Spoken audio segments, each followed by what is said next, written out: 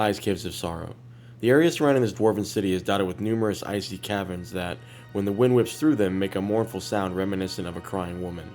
Waterways, frozen solid year-round, wind through the land here, but the resourceful dwarves have found a way to navigate them by building large ships that skate atop the ice. Welcome back to the Guild Wars 1 Let's Play, everyone. Today we face our first challenge in the Southern Shiverpeaks arc of the story after gaining the gift of True Sight upon completing the Trials of Ascension in the Crystal Desert. Minerva joins us again for our journey through the ice caves to discover the fate of Evennia and Saidra of the Shining Blade, and hopefully rescue them from their captors, the White Mantle, and the now unseen race called the Mursaat. There is also a new devastating mechanic we must deal with in this mission that we have not faced before, and that is called Spectral Agony. While our gift of True Sight gives us the ability to actually see the Mursaat, it offers zero protection against the Spectral Agony magic that they cast, which can quickly spike down yourself and the rest of your party. You'll have noticed that we had to fight through the Stone Summit dwarves at the beginning of the mission, as both us and the Mursaat are on their turf. They serve as a third wheel in this mission, as they will fight the White Mantle and are sieging them in the opening stages of the mission. You'll need to knock out their siege weaponry and use it to your advantage at the beginning of the mission, as we see in the first cutscene.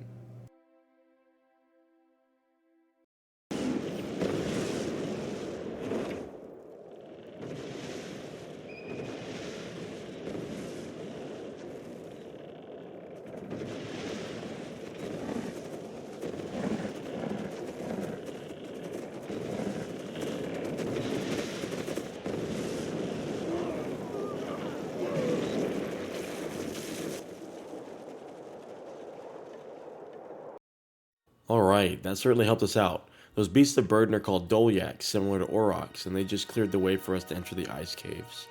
As with the earlier videos in the series, since we changed regions, I want to make sure I do a quick story recap in this video so everyone is caught up on everything that has happened with Isobel and the party up to this point. Isobel is a human from the nation of Ascalon, and was originally part of a refugee caravan that fled her homeland after the Searing following the invasion of the Char, a beast-like species that considered the humans to be invaders.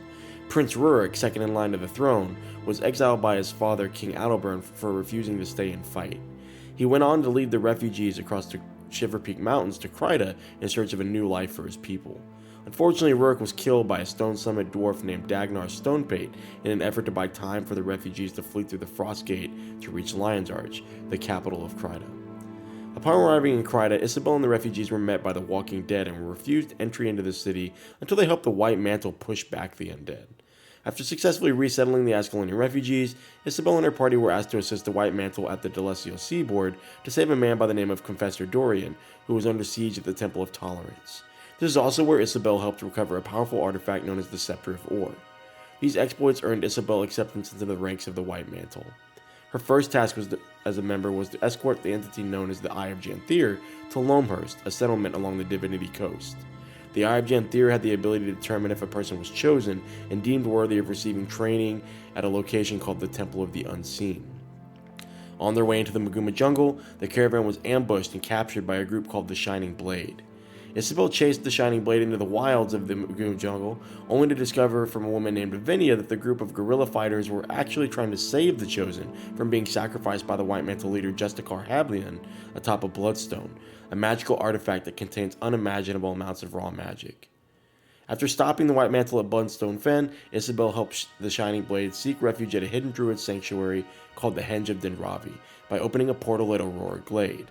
Once at the Henge, Evennia asked Isobel to steal the Scepter of Ore from the Temple of the Unseen in the Riverside province, so that it could be used against the White Mantle.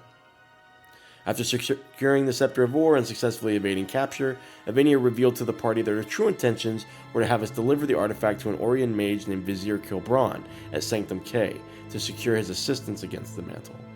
While Isobel and her party were able to rendezvous with Kilbran, they discovered that someone inside the Shining Blade had betrayed their whereabouts and forced them to flee the mainland atop a ship summoned by the Vizier. The Vizier told Isobel that she needed to ascend in the Crystal Desert and gain the power of True Sight if we were to defeat the White Mantle and save Evennia and the other Shining Blade. After arriving in the Crystal Desert, Isobel and the party completed 3 separate trials of ascension under the guidance of a ghostly hero at the Dunes of Despair, the Thirsty River, and an abandoned colony at Aluna Reach to purify themselves and reconstruct a vision crystal, allowing the gods to notice them in their final trial by combat against none other than her doppelganger at Augury Rock. After defeating herself, the party was transported to the hidden dragon's lair at an unknown location in the desert to seek an audience with Glint, the prophetic dragon.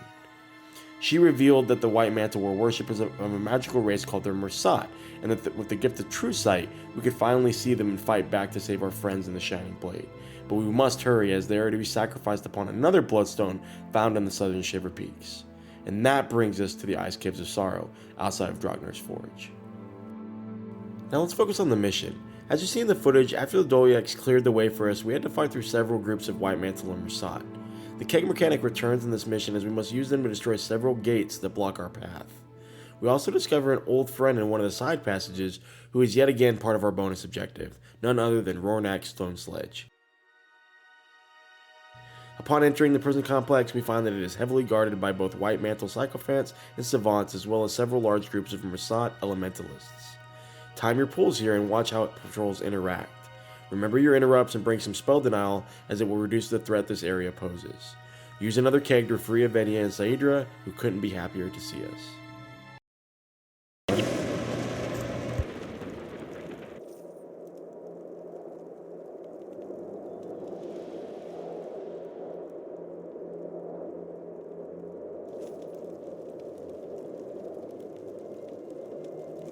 We are caught. Take Evennia to the east. The Deldrimor dwarves use the frozen lakes and rivers there for transport. If you're lucky, you'll find one of their ice ships.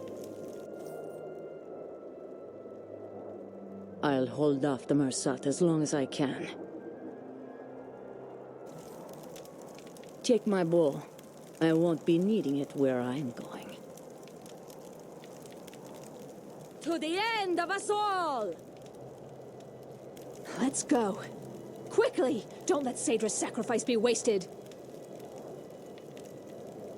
Wow, Saidra sacrificed herself so that Isobel could save Evennia and ensure that the Shining Blade lives on, but we still have to fight through the remaining Mursaat between ourselves and safety. I don't know if I just didn't pay attention enough earlier in the story, but it would have been great to have more time with Saidra in cutscenes before Evennia arrived on the scene, since she was only really seen at the end of the Divinity Coast before being quickly overshadowed at the end of the Wilds. As you exit the caves, there are two groups of 6 Mursaat elementalists who either need to be defeated or avoided while you follow behind them as they patrol towards the end of the mission, a boat which you can see on the ice lake. Make sure you turn south and relay Rornak's message to Hamdor Grandax to get credit for the bonus. Head back to the north and watch as the Mursaat absolutely destroy the stone summit sieging the area. We took some time while the Mursaat fought the dwarves to take in the scenery, which is often overlooked as we push through the mission objectives to get the footage for the videos. If you are patient like we were, the Mursaat will eventually patrol through a sieged location and be wiped out by the ballista. After the Mursaat are defeated, you'll see that we still needed to defeat several named Elite Stone Summit before reaching the Dwarven ship. Again, make sure that you bring a Signet of Capture for this mission to get the elite skills used by these mobs. You will need to watch out for the splash damage from the ballista here to ensure that Evennia doesn't get killed, or you will fail the mission. The cutscene triggers when Evennia boards the ship.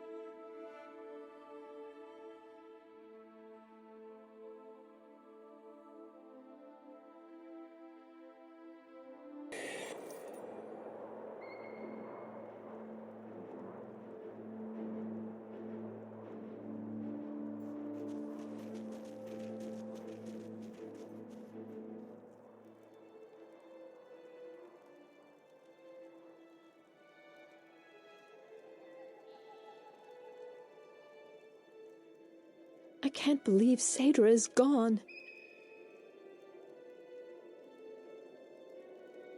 If the old gods still exist, then hear me now. Saidra should not have died. It wasn't her time. But she gave her life so that the rest of us could live on. Now I put you on warning, you gods who abandoned Tyria so long ago. When my time comes, and I arrive in the mists, I best not find that she's been mistreated. Or as Balthazar as my witness, I will make all of you pay! To the end of us all. Now we settle our account with the Mursaat. For every drop of our blood they have spilled, we will take 2 from them.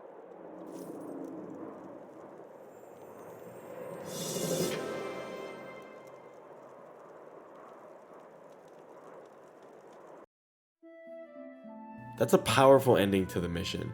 Evennia vows revenge and retribution for Saidra, setting off the next stage of our journey. Our mission is clear, to strike back against the Mursaat wherever they are. But first, we must find a way to protect ourselves against the spectral agony, or we won't stand a chance against the waves of Mursaat that are surely between us and the final part of our story. It seems we will find the protection we seek in the iron mines of Mullidoon to the east. Thanks for watching, guys. I'll see you next time.